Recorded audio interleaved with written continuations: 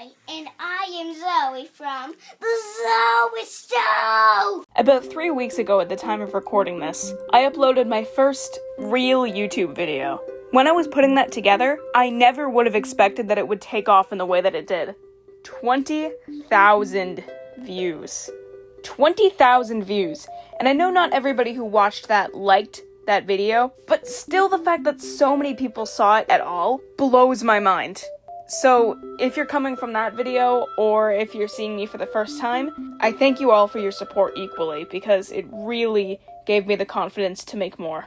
The Amazing Digital Circus. I think we can skip the preamble this time. Last time, I gave you the main 8 characters. Jingle and Zooble and Queenie too. Ragga, the ducks and Miss Polly. And also Kane and Bubble. This time I decided to bring you 7 more designs. So make sure you watch until the end so you can see one of my most requested designs. Jax, look, I know we don't get along, but I am in love with you! Since Kaufmo's such a big fan of dad jokes, I thought it would be fitting to give him a posture you'd see on an older man, really leaning into his laugh, if that makes sense. I also thought it would be fun to give him more traditional clown attire, especially on his face, so I gave him a clown nose and a different style of makeup for his mouth, especially because I don't really like how Kaufmo's mouth normally looks. I saw these specific clown shoes online and I thought they were really fun, so I decided to implement those as well. I wanted Kaufmo to have a lot of obvious shapes on him, so I made his buttons a triangle and a square. I put a star on his shoe, checkers on his hat, just a lot of very obvious shapes. Giving him a lot of simplistic shapes all over helps complement his already simplistic design, having a very round torso and head. I decided to shake things up a little bit from his original design with the colors, making half of his jumpsuit red with stripes instead of just having it be fully yellow. His buttons and shoes are purple and green to match Jax and Ribbit respectively. I also gave him one of those prop flowers that shoots water, and I made all of the petals each color of the rainbow because what's a clown without rainbows? Another reason I decided to give his hat that checkered pattern was so it would match my Pomni redesign. You'll come to see in Ribbit's design as well that most of Jax's friends have very similar designs. I also gave him those smile lines that you see in anime, because I thought it would be funny if in the circus, every time Kaufmo specifically laughed, it would make a visual graphic. After adding a few more minor details, Kaufmo's redesign was done! Kasparov is conglomerating his pawns into a mega chessatron. For Queenie, I started off by drawing her next to Kinger, to make sure that they had the same proportions, as well as making sure to draw her standing up tall to give her a contrasting pose to Kinger's. Last time, I learned that Kinger's robe is called a mantle robe, so I looked up a woman's mantle robe, and I couldn't find any instances of this. So instead, I opted for looking up 19th century king and queen, since that's when those robes were most common in royalty, and took inspiration from what I saw. That is, a lighter robe with that same ermine fabric, a long puffy dress with a white belt and a gold sash. For the ermine fabric, I decided to cover it in mostly diamonds to match the hearts on Kinger's fabric, keeping the card suit theme that I established in the first video. This is also apparent on her crown, to match the spade on Kinger's. She has a club. For her dress, I ended up changing the color 4 different times. First it was orange, then pink, then green, and then a different shade of green later. The reason for my indecisiveness is simple. In color theory, there's something known as an analogous color. That is, in this instance, we have our main color, which is the red on her robe. The analogous colors would be pink and this orangey yellow. They are 2 colors in relation to the main color that complement it well. So for her dress color, I thought that utilizing analogous colors would make a unique color palette. So first I tried the orange and then the pink, but I didn't end up liking either, so I just ended up using typical complementary colors. Despite Queenie being one of my more elaborate redesigns, I really don't have a lot of notes on her, so take that as my excuse for spending her whole section ranting about colors. Either way, that's 2 redesigns done. Feel so happy today. It's too bad I have crippling depression. I made Ribbit super 80s, and I have no idea why. I knew before I even started that I wanted to give her more clothes. Having just a bow tie has always been really weird to me, so the natural solution is gloves and shoes, but somewhere along that road, shoes became roller skates, and then I gave her the stockings and the armbands, and then she just felt very 80s to me. I also thought that giving her big, chunky, colorful roller skates gave her some matching design elements to Kaufmo, which felt important to me considering her and Jax already look so similar. On the topic of Jax and Kaufmo, almost all of Ribbit's color palette is taken from theirs. Matching Kaufmo, her roller skates are also purple and green. She has yellow and blue stockings, one with stripes and one without, similarly to Kaufmo's jumpsuit. And I also gave her purple eyeshadow as well as purple armbands, so she had more unity with Jax. Especially considering my Jax redesign had him wearing mostly green. I thought it was only fair if they were even. Similarly to Kaufmo's rainbow flower, the shoelaces on Ribbit's roller skates are also rainbow. If I was to go back and change anything about the previous designs, I'd probably find a way to implement rainbows on Jax's design as well. I'm thinking maybe his bow could be rainbow, and the implication of that also means that he only started wearing the rainbow after his abstraction, which means he feels reunited with his friends, and also the rainbow represents the queer community because Jax is trans. The last new thing I decided to implement on Ribbit's design is adding a polka dot pattern to half of her ribbon. This is entirely meant to look like Gangle's design. I just thought it would make some sense if Jax is so mean to Gangle because she feels like a walking reminder of the thing that drew him and Ribbit apart, which is her bow. Though her redesign is very simple, I still really like this one. Palmer, Yes, Gummigoo? I really miss you. I miss you too. I don't think I can survive in this digital circus alone. For some reason, Procreate just didn't record the first half of Gummigoo, so I don't have any footage for his sketch. So sorry to all the Gummigoo diehards out there. Anyway, for Gummigoo, I started by giving him a very confident posture, as well as making the ends of his limbs very thick, because I really like the style of what I think is his Animini's figure. I also made his tail much longer and gave him clothes. I gave him a jacket, a utility belt, and a rope, inspired by Treasure Hunter Knuckles, because like I said last time, I'm a very big Sonic fan. I added a few more small details to his design, like a golden buckle on his belt with a G on it, standing of course for Gummigoo, as well as a button on his hat with a star on it, that I decided to color blue so I could give him a little bit of unity with Pomni's design. Even if I don't have much to say on this design either, I had a lot of fun with it. I honestly think it's my favorite in the entire series. I got to try some new techniques with shading him so I could actually make him look like he's made of candy. And through drawing all of the Digital Circus characters, I found that I very much enjoy drawing non-human characters. Another interesting thing I learned while working on this redesign is that there actually is gummy crocodiles that look like Gummigoo. That just begs the question, what flavor is Gummigoo?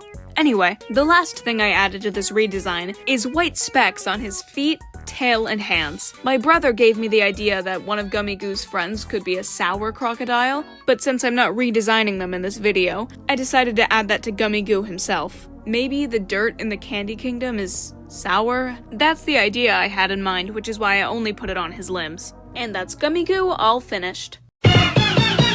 You know, I never programmed you to me. I know.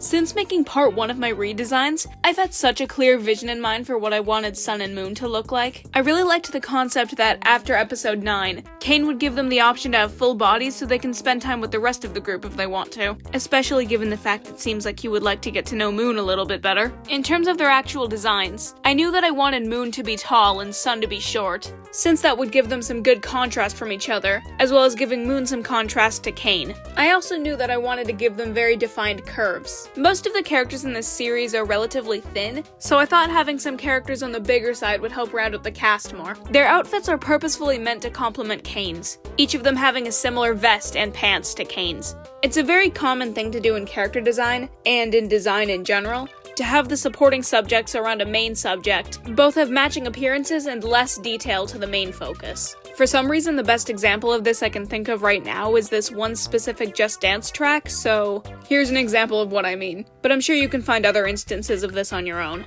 When it came to coloring these two designs, I realized there were certain elements on their heads, especially on Sun, that I wanted to stand out more. Namely being their eyelashes, which I was very inspired by SpongeBob for. Beyond adding eyelashes and blush, I didn't really change the design of their heads all too much. The rest of their colors were fairly straightforward, though I did make the deliberate choice to not include any white in their outfits. Any spot where there would be white was instead replaced with a light blue or a lighter yellow, respectively. I deliberately decided to not give them too much detail, especially given that their main role is to assist Kane. Or at least, that's their main role in my hypothetical anyway. I'm not sure what their role actually is in the main series. Maybe we're not supposed to know. That's 2 more designs finished. I just wanted to say thank you for watching so far. Even though my commentary has been a lot briefer this time, with each design I did, I just found myself getting more and more confident, so I really hope you've been enjoying them as much as I have been so far. And if you have been enjoying them, make sure you like the video and let me know in the comments which one has been your favorite so far. It's time for the moment you've been waiting for. Yeah,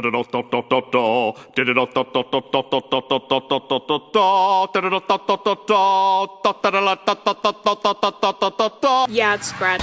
When I was first working on this video, I felt like I sort of hit a wall with my designs. New ideas for these characters just weren't really coming to me, so I decided I would just sleep on it. And that's when I got the great idea to make him a scientist dog. Since he doesn't have a canonical dog breed, I decided to make him a lab. From a lab. This is my lab. And this is my laboratory. Since he's the one that designed Kane in the first place, I thought it would be a fun idea that when Kane was coming up with a design for him, he would make him look like a sort of creator. I guess this makes Kane sort of like Scratch's son, but in a test tube baby way. Creepy. Anyway, in making this design, I decided to keep it relatively simple, especially considering this was Kane's first true design. So I just made him a Labrador, like I said, with a lab coat, gloves, and goggles. I also decided to make him tinkering with a jack-in-the-box, but instead of clown theming it has eyes all over it, namely 1 blue eye and 1 green eye on the box, and then another green eye popping out of it. I did this because, as we know, Kane is always looking for people's affection and attention. I imagine the person that Kane wants the approval of most is Scratch. So, by having this jack-in-the-box, Kane constantly has his all-seeing eyes on him. Beyond the jack-in-the-box, I kept his color palette relatively simple to match the rest of his design, keeping his fur a typical yellow with tones of brown and white to capture the common colors of a Labrador.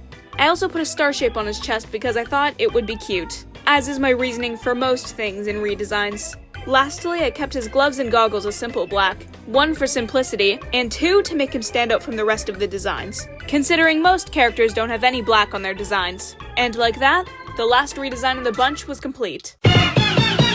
And there we go, all of the redesigns are complete. I definitely think that as a group, these designs don't mesh together as well as the first ones do. Though most of these characters weren't actually around at the same time, so I don't think it's really an issue that they don't have much unity. And here's them as a full group. Not to toot my own horn, but I do think I did a good job making them all look like they would be in the same universe. Even if I am a little bit tired of working on Digital Circus content at this point, I definitely do plan on using these designs for more things in the future. And if you would be interested in seeing said content, make sure you follow my Instagram. I really can't stress enough how much fun making these videos has been. As I said before, when I uploaded part 1, I had no idea how much support I would get. I mean, I've almost reached 1,000 subscribers in the first 3 weeks of uploading that. I won't bore you more with my thank yous, but I really can't stress enough how much all of you mean to me. So definitely make sure that you like, comment, and subscribe to come along on my YouTube journey, because there will be more videos like this in the future. But of what exactly? I'm not exactly sure yet. I have a long list of ideas I would like to do, but who knows what the future holds. So, if there's any series that you would like to see me redesign, let me know in the comments below. I also plan on doing other sorts of videos, like drawing characters from memory and maybe going in depth about my original characters, if I ever find the motivation to do that. But that would require drawing my own characters and writing down lore, so who knows when that would be. But if you want to see that, let me know. I'm also open to doing art tutorials and all sorts of things, so that's the benefit you get of being early in my journey. We all have the chance to shape this channel together, so I hope you all plan on sticking around and helping me through that. But at this point I'm just verbally running around in circles, so I'll leave it at that. Once again, thank you so much for watching, and I hope you'll join me on my next art adventure. Make sure you like, comment, and subscribe, and I'll see you in the next one. Bye bye!